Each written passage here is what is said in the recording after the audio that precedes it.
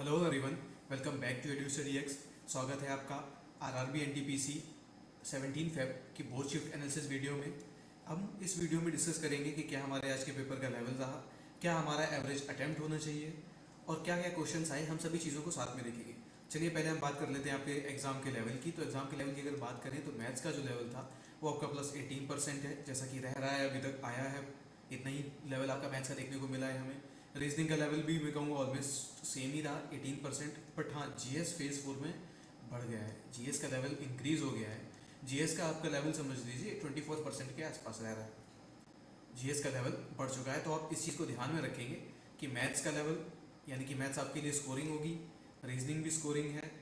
GS आप scoring बना सकते हैं वो ऐसे, क्योंकि आप हमारे कंपाइलेशन वीडियोस देखिए, हमारे इस एनालिसिस वीडियो को देखिए, हम क्या क्वेश्चन डिस्कस कर रहे हैं। टेलीग्राम चैनल को ज्वाइन कीजिए, वहाँ पे आपको क्विज के फॉर्म में जो भी हमारे क्वेश्चन उनको मिलेंगे, तो अगर आप वहाँ सब पे जाके सॉल्व करोगे तो आपको ज़्यादा देर तक अपनी मेमोरी में वो क्वेश्चन स्टिक करेंगे।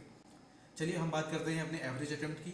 एवरेज अटेम्प्ट क्या है अभी की शिफ्ट का एवरेज अटेम्प्ट, क्योंकि जीएस काफ़ी टफ आ रही है, तो आपका जो एवरेज अटेम्प्ट है वो है आपका average attempt 62 to 68।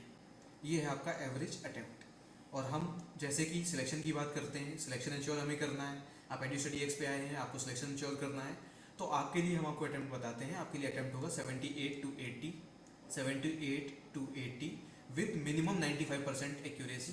Minimum 95% accuracy, मैं मिनिमम लगा रहा हूँ, 95 से नीचे तो चलेगी ही नहीं अगर आपको अपना सिलेक्शन इंश्योर करना है, जो कि आप इजीली कर पाओगे।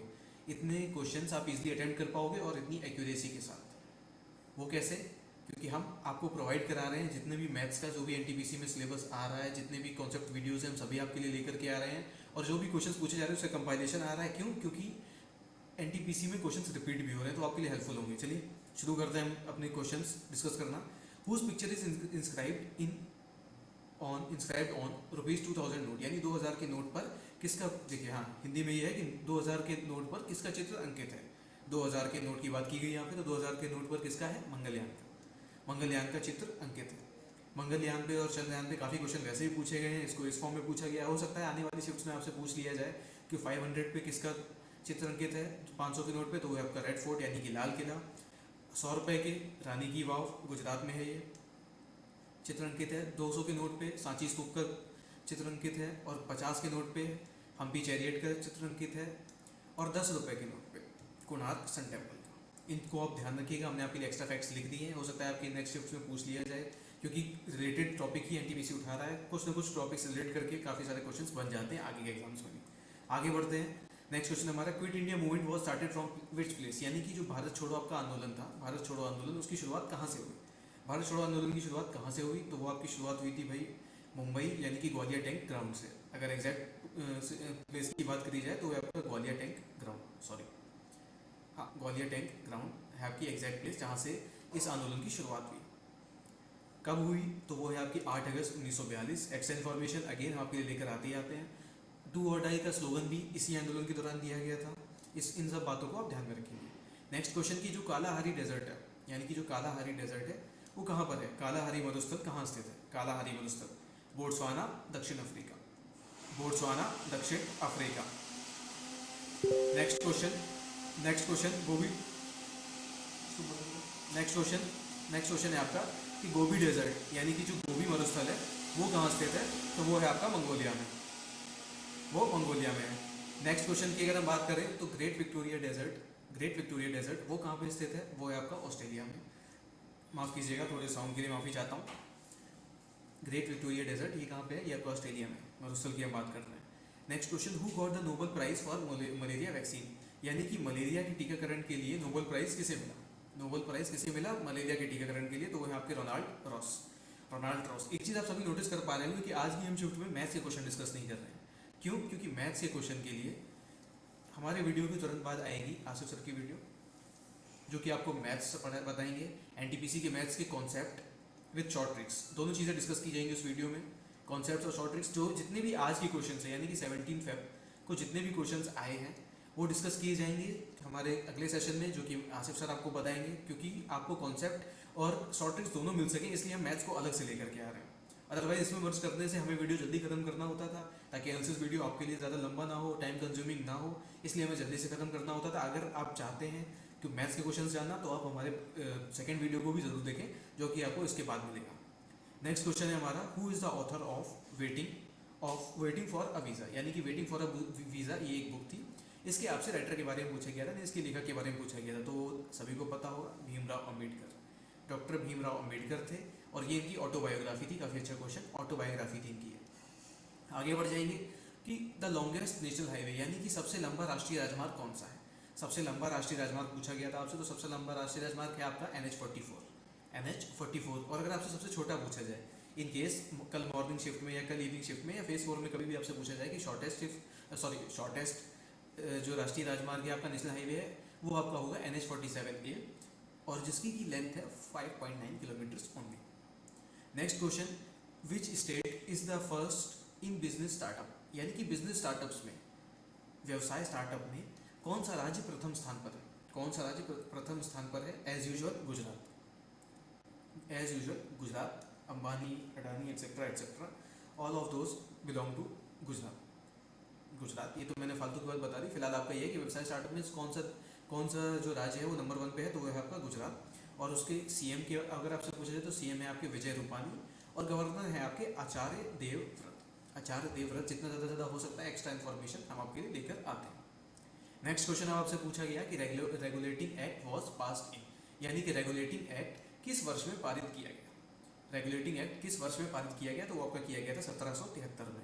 कब किया गया था, 1773 में। Next question, in 1968 who received Nobel prize in medicine, यानी कि 1968 में मेडिसिन के क्षेत्र में नोबेल प्राइज किसको मिला था, तो वो आपको मिला था, यानी चिकित्सा के क्षेत्र में डॉक्टर हरगोविंद खुराना को। और इनके साथ साथ में 2 लोगों को और मिला था, वो थे मार्शल डब्ल्यू नरेनबर्ग, और नेक्स्ट थे आपके रॉबर्ट डब्ल्यू हॉले। मे भी इससे कुछ क्वेश्चन बन जाए, इसलिए आपके लिए हमने फैक्ट्स प्रोवाइड करा दिया।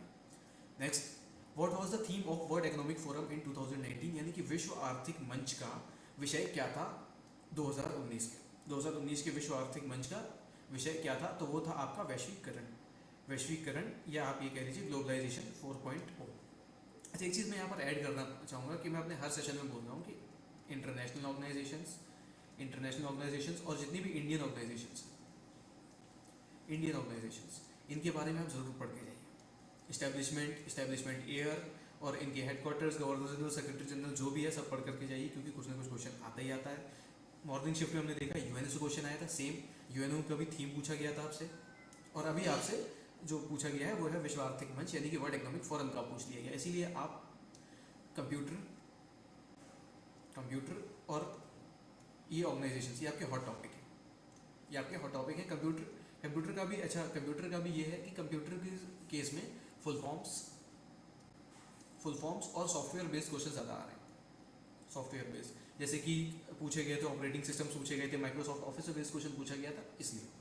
आगे बढ़ेंगे, हु एस्टैब्लिश्ड लिंगराज टेम्पल, यानी कि लिंगराज मंदिर की स्थापना किसने की थी, तो लिंगराज मंदिर की स्थापना की थी आपकी किंग जस्टी केसरी ने। किसने की थी, किंग जस्टी केसरी ने। आगे बढ़ेंगे, how many cities were covered under हृदय स्कीम, यानी कि हृदय स्कीम के अंतर्गत कितने शहर आए हृदय स्कीम के अंतर्गत, तो वो थे आपके 12। कितने शहर आए थे भाई, शहर आए थे आपके 12।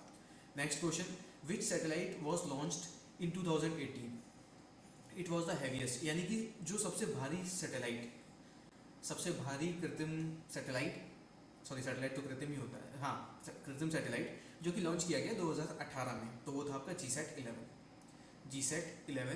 मैं एक चीज़ और नोटिस कर पा रहा हूँ कि जितनी भी इंडियन सैटेलाइट्स जितने भी लॉन्च हुए, इंडियन सैटेलाइट्स और इसरो, ये भी काफ़ी इंपॉर्टेंट बन जाता है आपके लिए।